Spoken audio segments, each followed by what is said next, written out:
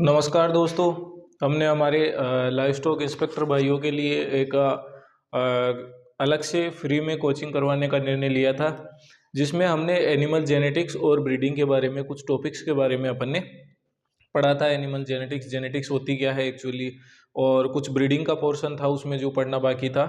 तो हम चाह रहे हैं कि आपके लिए पैरेलल एक गायनेकोलॉजी सब्जेक्ट और है, तो पैरेलल उसकी भी क्या करें, आपको क्लासें बनाते हुए देते चले, ताकि आप जो भी टॉपिक आपको जो अच्छा लगे, मान लो एनिमल जेनेटिक्स अच्छा लग रहा है तो एनिमल जेनेटिक्स पढ़ सको, और गायनेकोलॉजी अच्छा लग रहा है तो गायनेकोलॉजी पढ़ सको। ठीक है ना।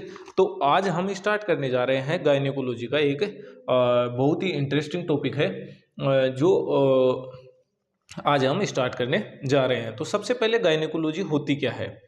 तो गायनेकोलॉजी सबसे पहले गायनेकोलॉजी का दिमाग में आते ही अपन को आना चाहिए मादा जनन तंत्र के बारे में स्टडी। ठीक है, the study about the female reproductive system.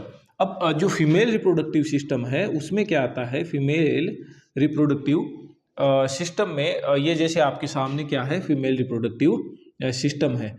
अब गायनेकोलॉजी मतलब मेडिसिन की वह शाखा है जिसके अंतर्गत अपन इसकी हेल्थ के बारे में, इसकी डिजीज के बारे में, और इसकी डिजीज को रोकने के तरीके और इसके ट्रीटमेंट क्या क्या हो सकते हैं उसके बारे में अपन इसमें अध्ययन करेंगे। ठीक है, तो gynaecology is a branch of medicine in which we deals with the treatment about health about the reproductive system, treatment about the reproductive system and prevention about the reproductive system। इन सब के बारे में अपन क्या करेंगे, अध्ययन करेंगे। तो सबसे पहले हमारा अगर हम इसके भागों के बारे में बात करें तो ये होती है हमारी ओवरी। ठीक है, जो कि क्या है, एक प्राइमरी ऑर्गन है फीमेल रिप्रोडक्टिव सिस्टम का, मादा जनन तंत्र का प्राइमरी जो अंग है वो क्या है, ओवरी। फिर हमारा आ जाता है इनफंडिबुलम, फिर आता है एम्पुला, फिर आता है इस्तमस, और फिर आता है यूट्रस। ठीक है, यूट्रस के बाद में ये अपनी होती है सर्विक्स, ये हमारा है वजाइना। ठीक है, ये वजाइना है। तो ये जितने भी पार्ट्स हैं, ओवरी को छोड़ के जितने भी अंग है, उन सभी अंगों को अपन क्या बोलते हैं, सेकेंडरी ऑर्गन। तो अगर मैं यहां लिखना चाहूं सेकेंडरी, आप लिख लेना इसको। प्राइमरी ऑर्गन क्या है और सेकेंडरी ऑर्गन या सेकेंडरी अंग कौन कौन से हैं, तो कौन कौन से हैं, एक है इनफंडिबुलम, इनफंडिबुलम, दूसरा क्या है, दूसरा है एम्पुला, एम्पुला, तीसरा क्या है, इस्तमस, और यूट्रस, सर्विक्स और वजाइना। इसके अलावा एक्सटर्नल जेनाइटेलिया भी होते हैं, लेकिन एक्सटर्नल जेनाइटेलिया को स्टडी करने की इतनी खास आवश्यकता है नहीं। दूसरी बात, इसकी पोजीशन पूछता है कि जो मादा जनन तंत्र है उसकी पोजीशन क्या है, कहाँ स्थित होता है। तो अगर इसकी स्थिति की बात करें हम,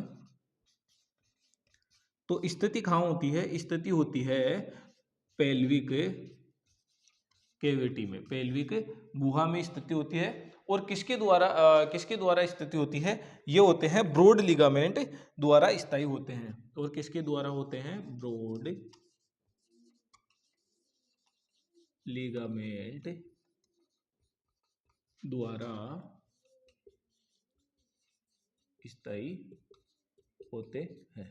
तो ये तो थी अपनी एक मोटी मोटी जानकारी किसके बारे में, जिसमें अपन मादा जनन तंत्र के बारे में एक मोटी मोटी जानकारी की अपन ने पढ़ी। ठीक है, अब एक बार अगर आप चाहो तो इसको नोट कर सकते हो, 1 मिनट का टाइम है आपके लिए, आप इसको नोट कर लो, और क्या क्या इसके पार्ट्स है एक बार दोबारा आप रिवीजन करके देख सकते हो, या तो वीडियो पॉज करके कर लो। क्योंकि दोस्तों अगर मैं इसको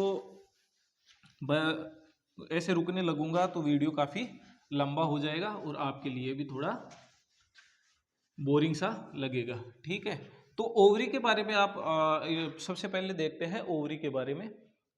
ठीक है, ओवरी के बारे में कितनी होती है, 2, जनरली कितनी होती है, 2 होती है। और जो ओवरी की शेप है उसके आधार पे भी कई क्वेश्चन पूछे जाते हैं। जैसे ओवरी की शेप क्या होती है, किस में किस टाइप की शेप होती है उसके बारे में बहुत बार क्वेश्चन पूछे जाते हैं आपके जो इंस्पेक्टर भाई लोग हैं, आपके जो एग्जाम है उसमें तो बहुत बार पूछा जाता है। जैसे काऊ या बफेलो, इसमें जो ओवरी की शेप है, ओवरी की शेप कैसे होती है? वो होती है आलमंड शेप। आलमंड शेप मतलब किस आकार की? बादाम के आकार की, बादाम के आकार की। ठीक है। इसमें जैसे गोलाकार होती है, जैसे शिप या फिर गोट, जिसमें कैसी होती है?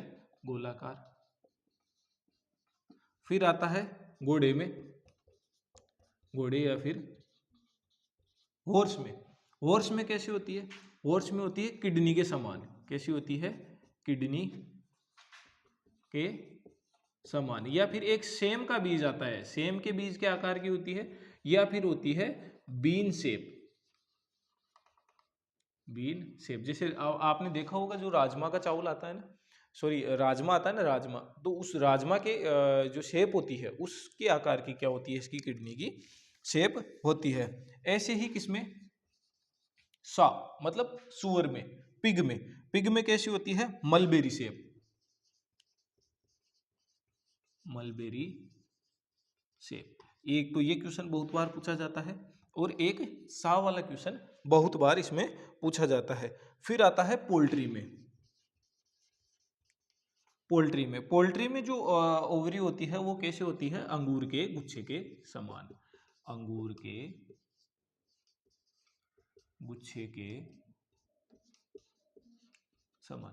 अच्छा, आपको पता है जो केटल और बफेलो है, केटल और बफेलो में लगभग कौन सी ओवरी फंक्शनल होती है? ज़्यादातर मोस्ट ऑफली जो ओवरी है वो कौन सी फंक्शनल होती है? अगर आपको इसके बारे में पता है तो कमेंट बॉक्स में आप जरूर बताना। इसका आंसर अपन अगले लेक्चर में देखेंगे, ठीक है ना। तो ये थी ओवरी किस प्रकार के शेप की, कौन सी स्पीसीज में कौन सी शेप की ओवरी होती है। अब अपन ओवरी को एक बार डिटेल से अध्ययन करते हैं कि ओवरी के अंदर कैसे अंडे का निर्माण होता है। क्योंकि दोस्तों अपन को जब फर्टिलाइजेशन होता है, जब निषेचन होता है, तो निषेचन किन किन के बीच में होता है? एक तो अंडे के बीच में और दूसरा स्पर्म के बीच में। तो जब तक पता नहीं लगेगा अंडा बना कैसे है तब तक स्टडी अपन को समझ में नहीं आएगी, ठीक है।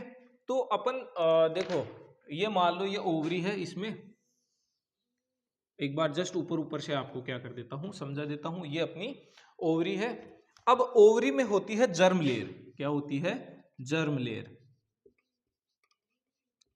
Germ layer. इससे क्या बनते हैं? फॉलिकल बनते हैं। जब जन्म के बाद में फॉलिकल बनना स्टार्ट हो जाते हैं, और जब मैच्योरेशन की अवस्था आती है तो क्या करते हैं? वही फॉलिकल अंडों के रूप में निर्मित होते हैं।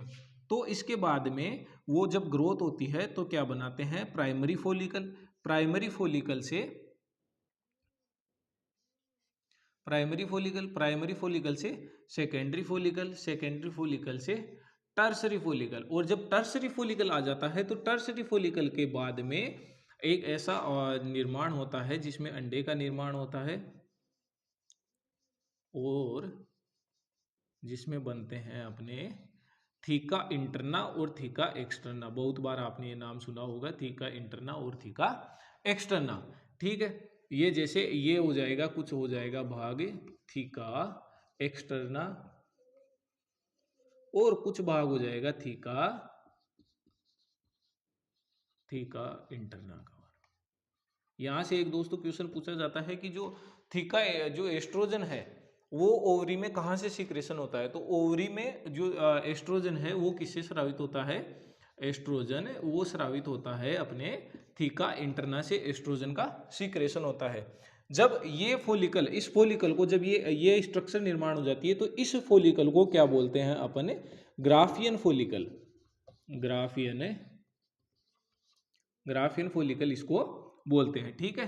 अब इस ग्राफियन फॉलिकल से क्या होगा? जब अंडा रिलीज होगा इस ग्राफियन फॉलिकल से, यहां से मान लो जैसे अंडा रिलीज हो गया, अंडा रिलीज होने के बाद में जब अंडा रिलीज हो रहा होता है, जब अंडा क्या हो रहा होता है? रिलीज हो रहा होता है, तो इस वाली संरचना, ये जो बगैर अंडे की जो संरचना है उसको बोलते हैं कार्पस एल्बिकेंस। क्या बोलते हैं? Sorry, corpus हिमोरेजिकम।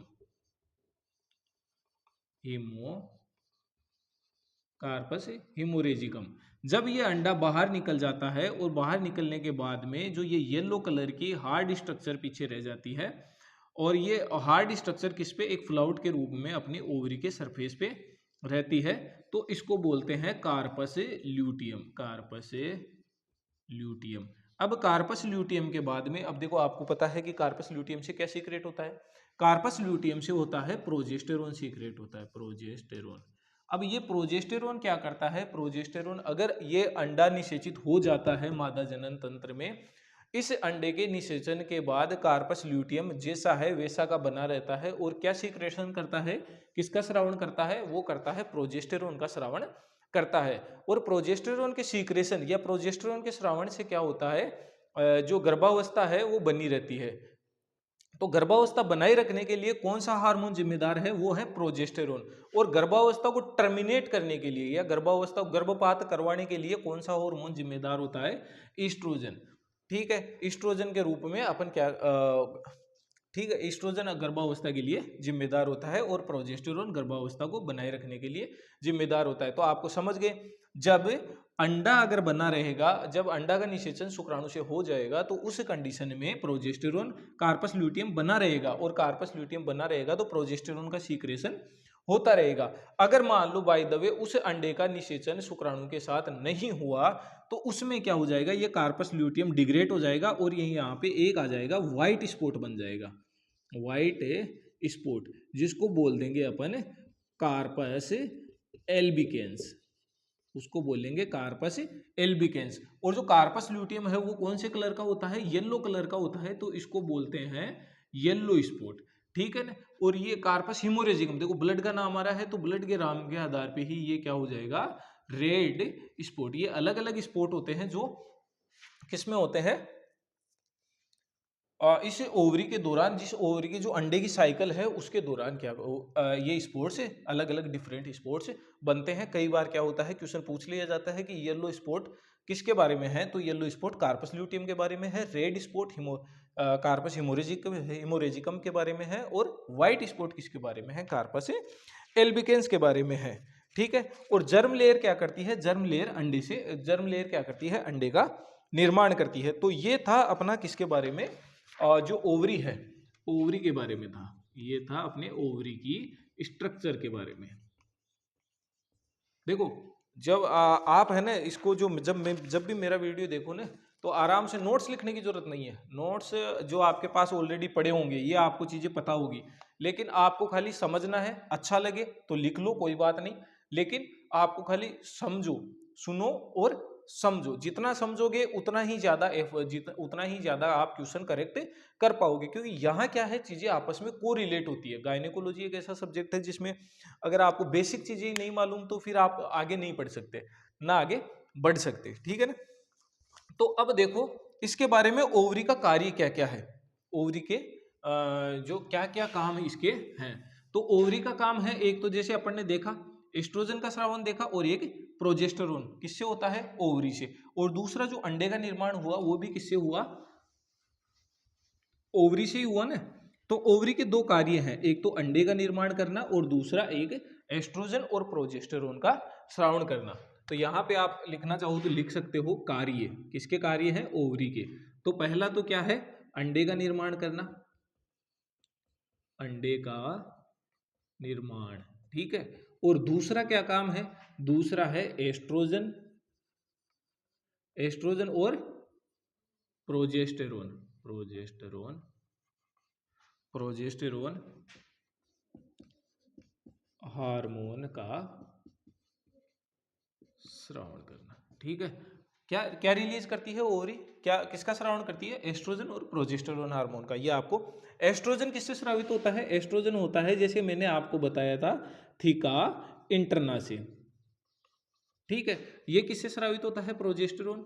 ये प्रोजेस्टेरोन होता है कार्पस ल्यूटियम से, कार्पस ल्यूटियम, जिसको शॉर्ट में बोल देते हैं CL। ठीक है। कई बार क्या होता है कि जब एनिमल का निषेचन भी नहीं हुआ होता है और corpus luteum as it is जैसी है वैसी की वैसी बनी रहती है। तो कार्पस ल्यूटियम लगातार किसका स्रावण करती रहती है? प्रोजेस्टेरोन का स्रावण करती रहती है। तो इससे क्या है, आगे एनिमल हीट में नहीं आता है। तो आपको जाते ही क्या है, जब भी विजिट के लिए जाओगे तो विजिट में आपको यही पूछा जाता है कि आपको यही बोलता है फार्मर कि मेरा जो एनिमल है वो हीट में नहीं आ रहा। तो हीट में नहीं आने का मतलब है कि सबसे पहले तो उसके जो कोज देखो कि एनिमल कैसा है, उसको डिवॉर्मिंग हुई है कि नहीं हुई है, या फिर उसको मिनरल मिक्सर दिया रेगुलर दिया जा रहा है कि नहीं जा रहा है। जब ये सारी कंडीशन फुलफिल होती है तो अपन क्या करते हैं, रेक्टम में हाथ डाल के उसकी ओवरी चेक करते हैं, क्या ओवरी पे कोई हार्ड स्ट्रक्चर तो नहीं है। अगर हार्ड स्ट्रक्चर है तो हार्ड स्ट्रक्चर किसकी होगी? कार्पस ल्यूटियम की। तो उससे समझ में आता है कि जो कार्पस ल्यूटियम है वो क्या कर रहा है, लगातार प्रोजेस्टेरोन का स्रावण कर रहा है, और उस प्रोजेस्टेरोन की वजह से एनिमल आपका एनिमल हीट में नहीं आ रहा है। तो उसके लिए आपको क्या, या तो क्लोरप्रोस्टेनोल या PGF2 अल्फा, जिसको ये एस्ट्रोजन के क्या है, एस्ट्रोजन सेक्रेशन है, ठीक है ना। तो अब ओवरी का प्रमुख कार्य क्या है? ओवरी का जो प्रमुख कार्य है वो है oogenesis के बारे में। तो मैं आपको बता देता हूं, ओवरी का प्रमुख कार्य एक है oogenesis भी। जेनेसिस, ये भी ओवरी का काम है। oogenesis मतलब अंडे का निर्माण करना, ठीक है। तो oogenesis का काम भी है। और थीका इंटरना मैंने बता दिया, थीका इंटरना एस्ट्रोजन हार्मोन का स्रावण करती है। ओवुलेशन, अंडे से क्या निकलता है? ओवुलेशन क्या कहलाता है? ओवुलेशन कहलाता है कि जो ओवरी है उससे अंडे का निकलना, ठीक है। एक परिभाषा और लिख लो आप, लिखना चाहो तो इसका, वरना आपको तो पता है ये परिभाषा। ओवुलेशन होता क्या है? ओवुलेशन होता है अंडे का ओवरी से बाहर निकलना, क्या कहलाता है? ओवुलेशन कहलाता है, ठीक है। अब होता है, अब आपने बताया था हमने ये तो थे ओवरी के बारे में पढ़ा।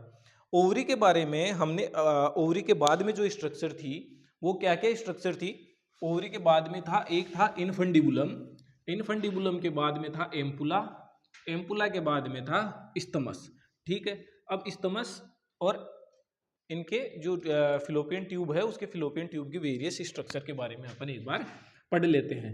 जैसे ये था आपका, ये बल्ज शेप हो जाएगा, फिर उसमें ये आपकी क्या हो गई? ओवरी हो गई। ओवरी से ये इधर आपका क्या आ जाएगा? ये आ जाएगा आपका यूट्रस, ठीक है ना। यूट्रस में ये कौन सा पार्ट हो गया? ये हो गया स्तमस वाला पार्ट।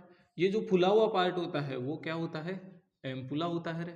और ये जो पार्ट होता है ये क्या होता है? इनफंडीबुलम होता है, इनफंडीबुलम। ये जो जिगजैग अंगुलियों की लाइक, जैसे देखो अंगुली जैसी संरचना दिख रही है, इसको बोलते हैं अपन है फिम्ब्री, ठीक है। अब कोई आपसे पूछे कि फिम्बरी का क्या काम है? फिम्बरी का काम है अंडे को ग्रहण करना, अंडे को ग्रहण करना। अंडे को ग्रहण करना किसका काम है? कैच करना अंडे को, वो है फिम्बरी का काम। इसमें क्या होते हैं? सीलिया और फ्लेजिला लगे होते हैं इनफंडिबुलम में। तो ये क्या करता है, इसको अंडे को क्या करता है, कहां तक पहुंचाता है? एम्पुला तक पहुंचाता है। तो अंडे को एम्पुला तक पहुंचाता है। अब एम्पुला क्या है? एम्पुला क्या है? फर्टिलाइजेशन की साइट है। यहाँ पे क्या होता है? निषेचन होता है। तो एम्पुला में क्या होता है? एम्पुला में निषेचन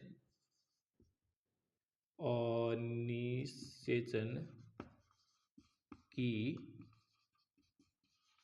प्रक्रिया पूर्ण होती है, ठीक है। एम्पुला में क्या होती है? निषेचन की प्रक्रिया पूर्ण होती है। इधर से अंडा आता है और इधर से क्या आता है? शुक्राणु आता है। दोनों का फर्टिलाइजेशन होता है और फर्टिलाइजेशन के दौरान क्या बनते हैं? दोनों युग्मक से युग्मक से क्या बनता है? जाइगोट बनता है। स्तमस फिर इसको कैरी करता है कहाँ तक? स्तमस इसको लेके जाता है, अंडे को लेके जाता है यूट्रस तक, ठीक है। अब भाग अपन स्टडी करते हैं यूट्रस के बारे में। देखो ये यूट्रस है, ये यूट्रस की दीवार है। इसके 3 पार्ट होते हैं यूट्रस की दीवार के, जिसको मैं एक बार ऐसे बता देता हूं, ठीक है। ये अलग है, ये अलग लेयर है और ये अलग लेयर है।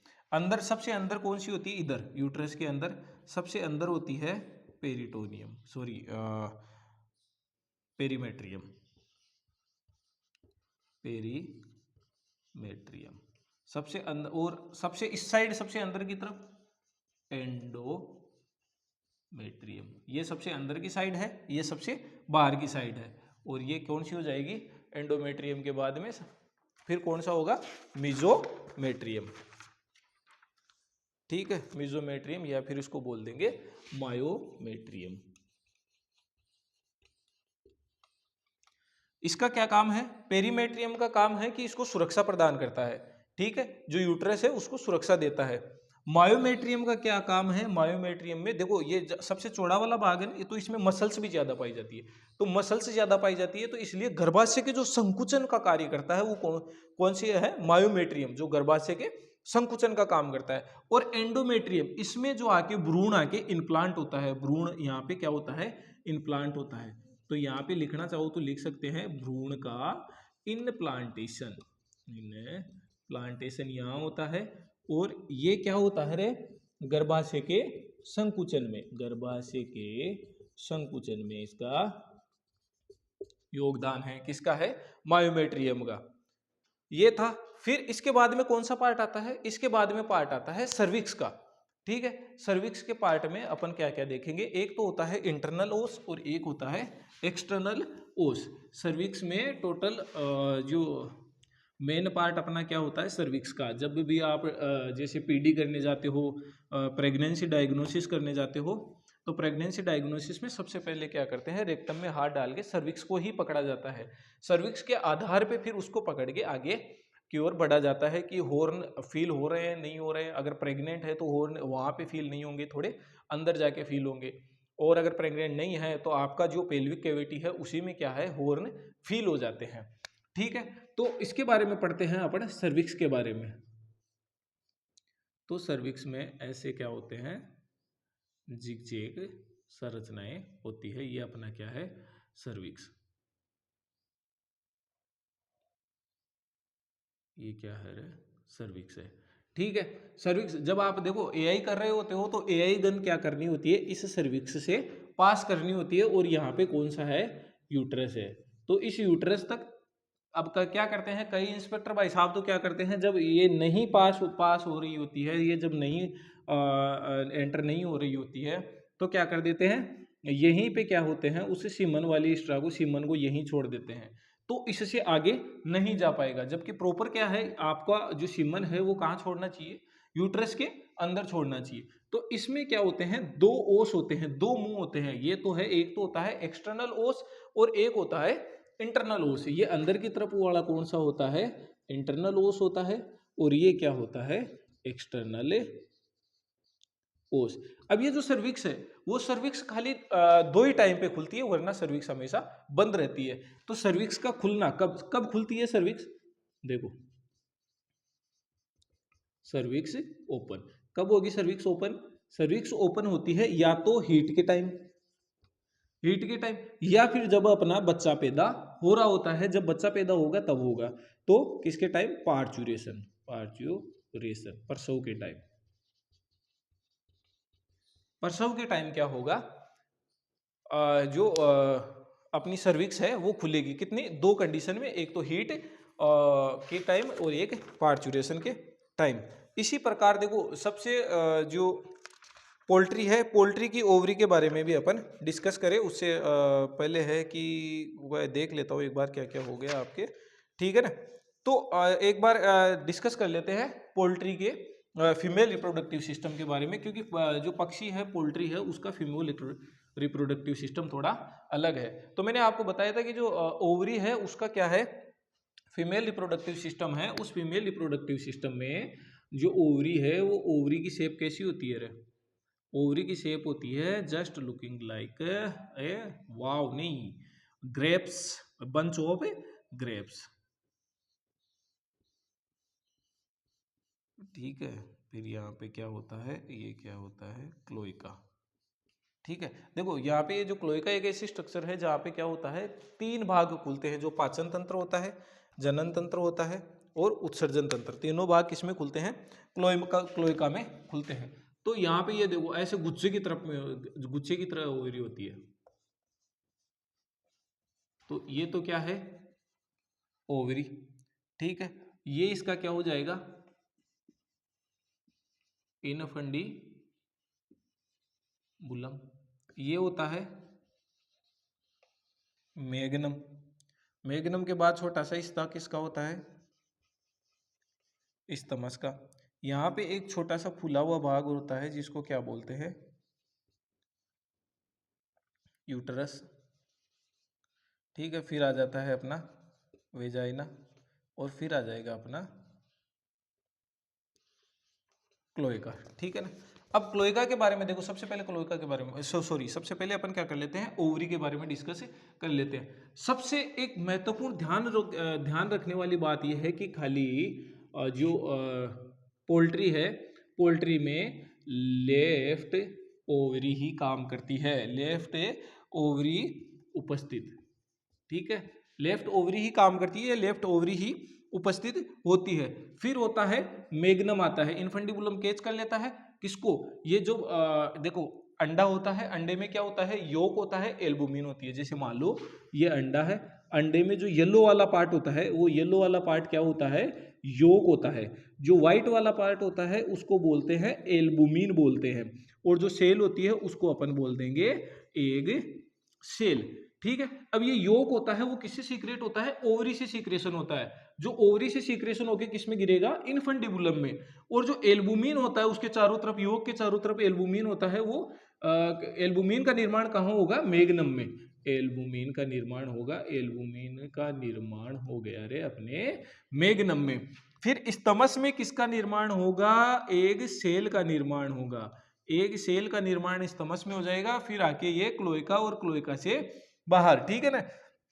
अब मैं आपको बताना चाह रहा था कि जो क्लोएका है वो क्लोएका होता है, उसमें 3 अलग अलग भाग इसी क्लोएका में खुलते हैं। एक तो ये क्या है? प्रजनन तंत्र है। तो जो क्लोएका है, क्लोएका में कौन सा भाग खुला है? एक तो प्रजनन तंत्र का भाग, प्रजनन तंत्र का भाग खुल गया। एक खुलता है इसमें उत्सर्जन तंत्र का मुंह, और एक खुलता है इसमें पाचन तंत्र, एक खुल जाएगा, हाँ, पाचन तंत्र का, पाचन तंत्र का। तो ये थी दोस्तों अपन फीमेल रिप्रोडक्टिव सिस्टम या मादा जनन तंत्र के बारे में अपने मोटा मोटा अपन ने क्या किया? डिस्कस किया। अगले लेक्चर में हम क्या करेंगे? हम नर जनन तंत्र के बारे में, जो नर जनन तंत्र है उसका अध्ययन किया जाता है एंड्रोलॉजी में, और गायनेकोलॉजी में किसका अध्ययन किया जाता है? फीमेल रिप्रोडक्टिव सिस्टम के बारे में। अब इस फीमेल रिप्रोडक्टिव सिस्टम में क्या क्या हॉर्मोन्स का सीक्रेशन होता है और उन हॉर्मोन्स के क्या क्या काम है, वो अपन नेक्स्ट लेक्चर में देखेंगे। हॉर्मोन्स के बारे में बहुत से क्वेश्चन पूछे जाते हैं, जैसे ऑक्सीटोसिन होता है, जीएनआरएच जिसका आप इंजेक्शन लगाते हो पशुओं में, जब आपको बोलते हैं कि हीट में नहीं आ रही है तो आप किसका इंजेक्शन लगाते हो? जीएनआरएच का इंजेक्शन लगवाते हो। ठीक है, आपको बोलते हो ठंडक का इंजेक्शन लगाना है तो किसका इंजेक्शन लगाते हो? प्रोजेस्टेरोन का इंजेक्शन लगाते हो। तो बहुत सारे हॉर्मोन्स के अपन क्या करते हैं? डेली रूटीन में इंजेक्शन भी लगाते हैं। ठीक है, तो उसके उसके जो हॉर्मोन्स है, उनके हॉर्मोन्स के साइड इफेक्ट क्या है और उन हॉर्मोन्स के कार्य क्या है, वो अपन कल के लेक्चर में पढ़ेंगे। तब तक के लिए दीजिए इजाजत, फिर मिलेंगे। जय हिंद, जय भारत।